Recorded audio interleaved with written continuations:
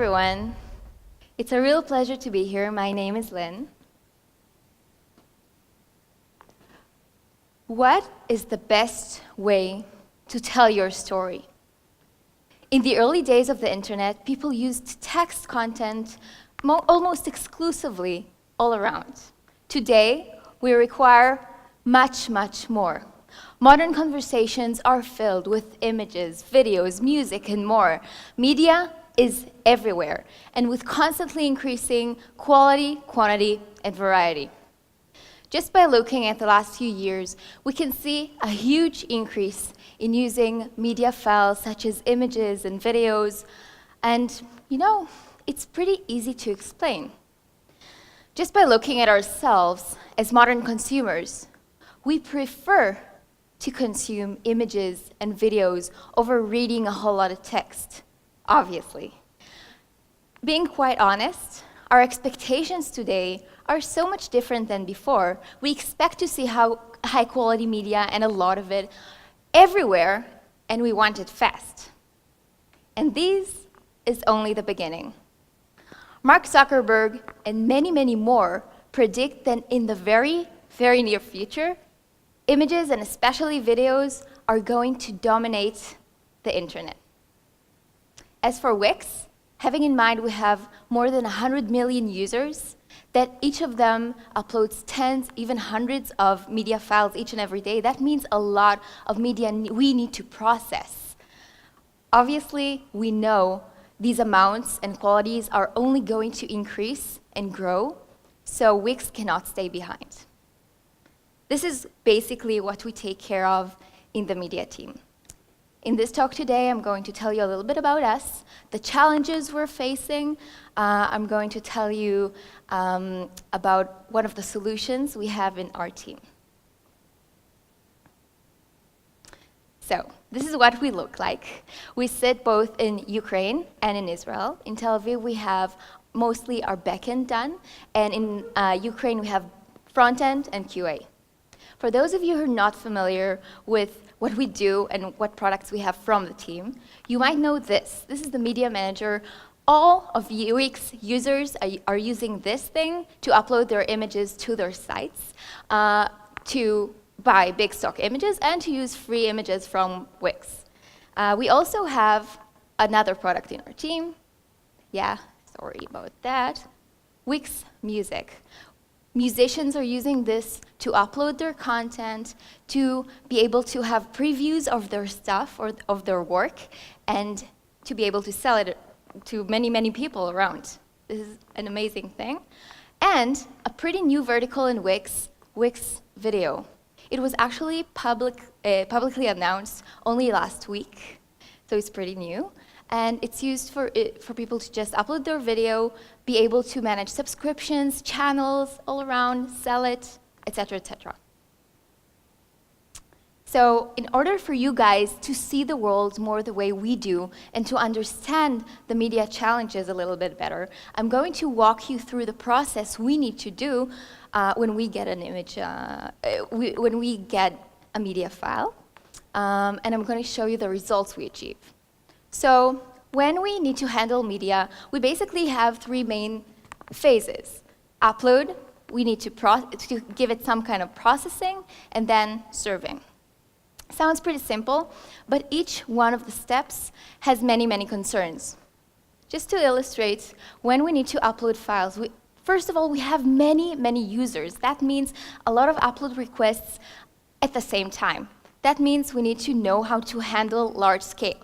Putting that aside, we also have other problems, such as the big variety. When I say media files, I can mean images, videos, music, different documents, fonts. It can be anything, basically, a user can upload. So that means we need to be able, obviously every file type has a lot of formats in it. We need to be familiar with everything in order to give it some kind of good verification. We also need to have security under concern, backup, etc., etc. You can see many boxes behind me I didn't touch. Unfortunately, we won't have enough time, but you get the picture. Next, we have the processing. When I say processing, that actually means to get the file ready to be served. Now, we always have in this step a big question in the back of our minds: latency versus cost. For example, when we need to upload an image, we know that in order to best serve it, we need a couple of qualities, we need different formats, and we need different sizes of this image.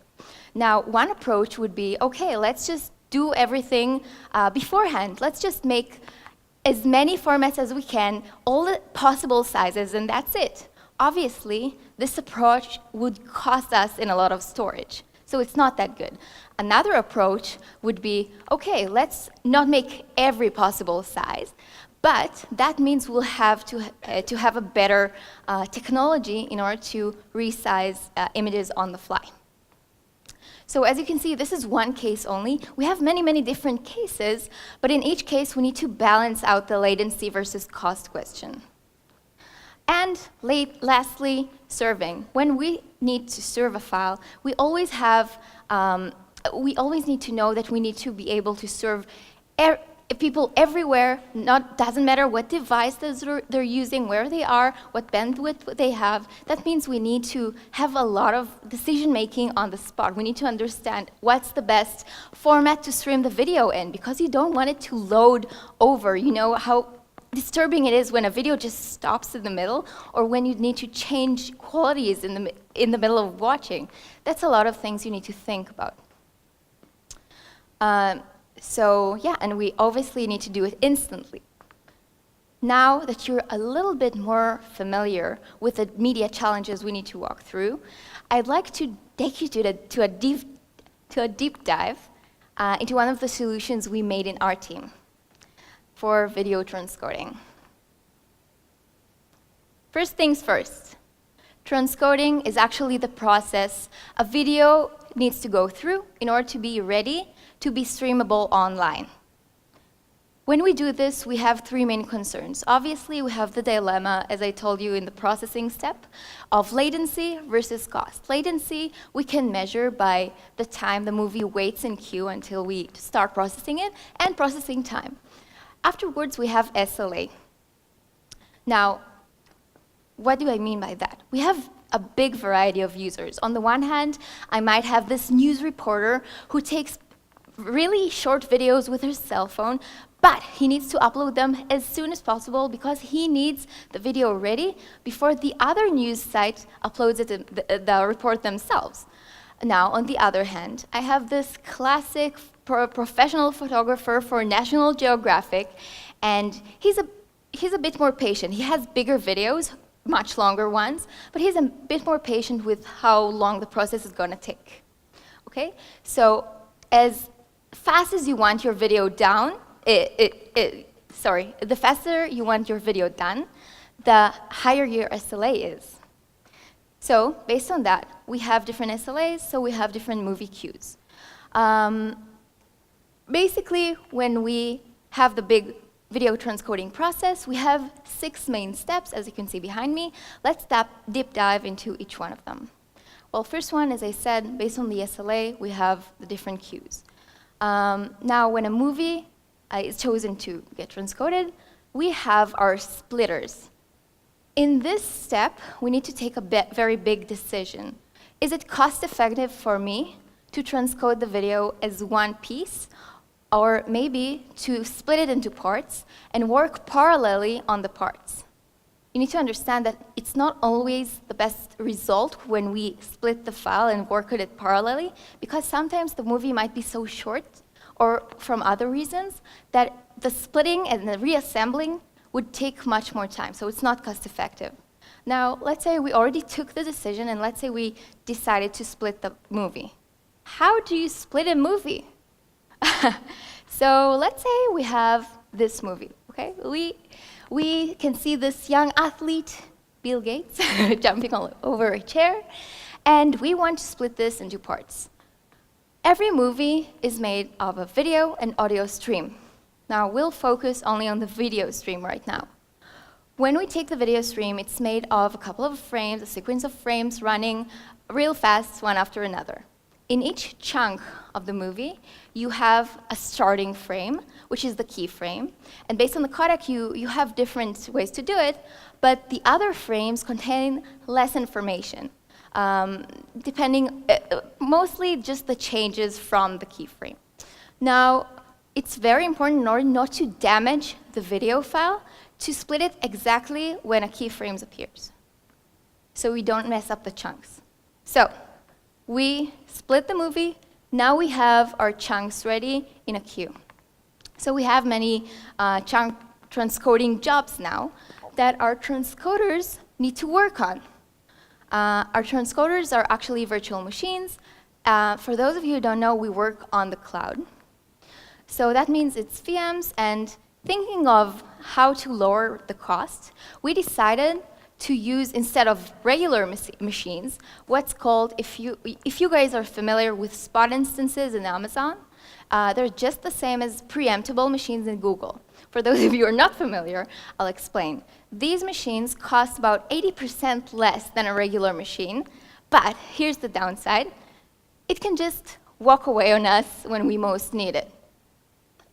Google can just say, okay, listen, I need these machines right now, bye.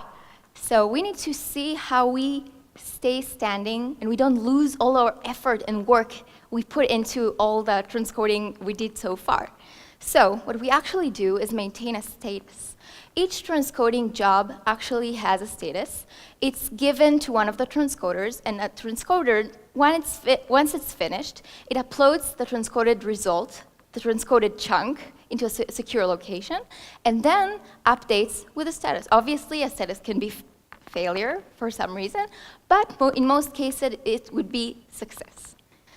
Yeah, that way, there's some kind, obviously, of a timeout. So if you don't have a status update after X seconds or milliseconds, we would obviously give the job to someone else.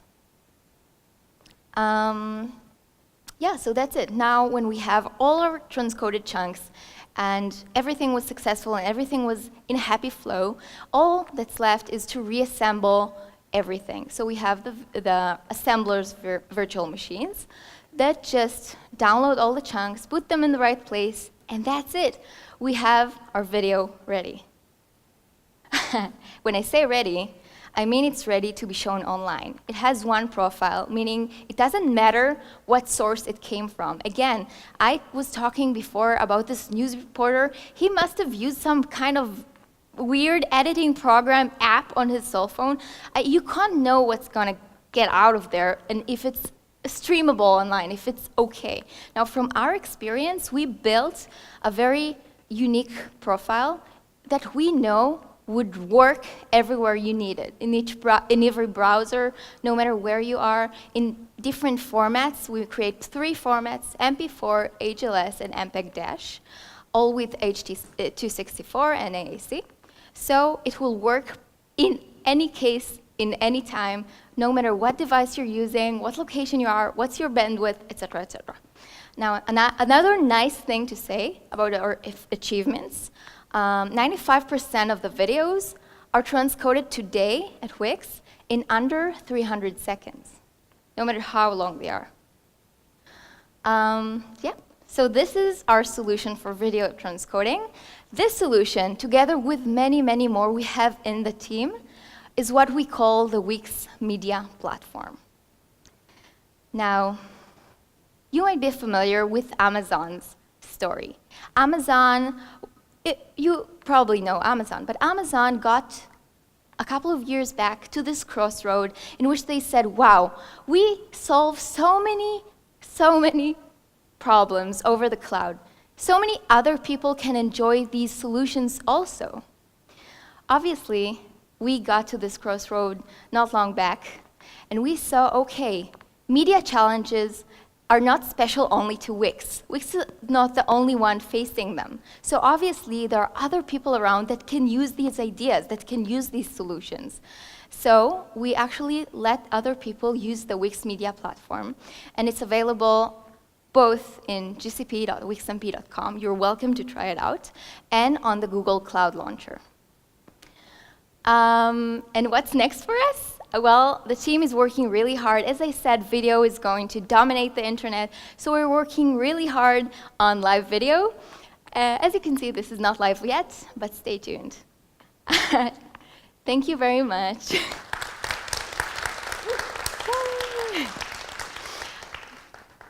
Any questions? I would really love to answer, elaborate on anything. Oh, that's an interesting question. Remember when I said we transcode a movie and we have our video stream and our audio stream? So actually, the audio stream, we never split into parts. We actually work on it as a whole, just because it's not cost-effective enough. When you need to break an audio down, it's not like with a video when you have keyframes. When you break it down and work on it parallelly, then you need to reassemble it. And to reassemble it in the correct order, in the correct manner, when you don't have peaks, when you don't have pauses, and also put it back with the video stream at the exact right places, it's super hard. So it's just more cost-effective to work on it as it is. More questions? Yes. Where do I host the videos? Well, we do mostly on Google Cloud Storage, and we also use as backup we work multi-cloud for backup reasons, so we also store it in Amazon S3. More questions? Thank you so much. Thanks for your attention. And I hope that next time you upload some kind of media file, you think of the great journey it has to go through.